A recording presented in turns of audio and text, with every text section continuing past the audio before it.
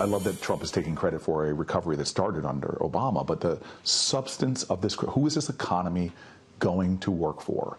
And we had a tax plan that was all about giving the wealthiest people more of a break. My vision for this country is that we will target things like a massive increase in the earned income tax credit to actual workers.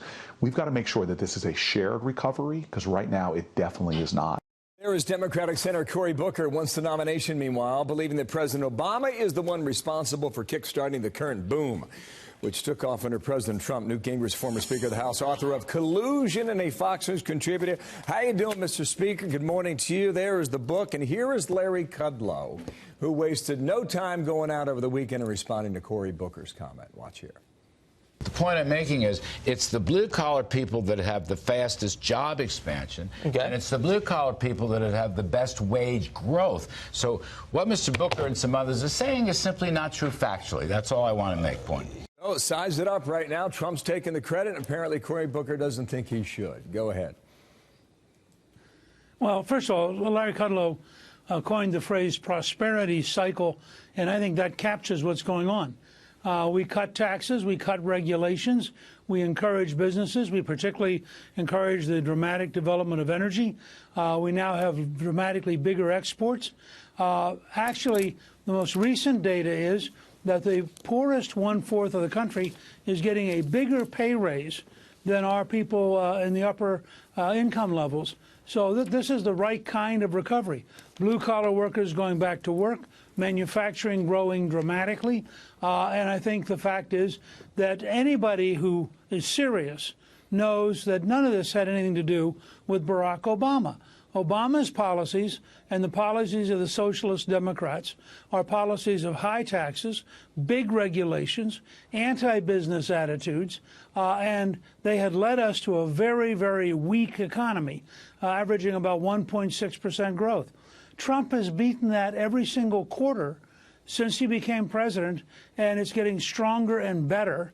And I think it's sad that the Democrats can't learn anything. You know, if you're so busy despising your opponent, whether it's in football or baseball or basketball, if you can't learn from your opponent when they beat you, you have a real hard time in the next game. And it's clear that Cory Booker is learning nothing, doesn't want to learn anything, and just goes out and repeats rhetoric that's false. I wonder if you saw the Wall Street Journal polling number that came out over the weekend. Approval of the president right now is at 46%. You want that number higher, certainly, but handling the economy is at 51%. How do you move column A to column B, Mr. Speaker?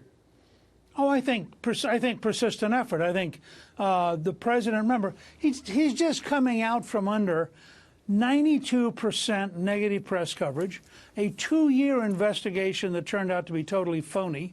I mean, I don't know of any president in our lifetime who's carried as many negative burdens from the political class as President Trump has. And I think that's a very important thing to remember.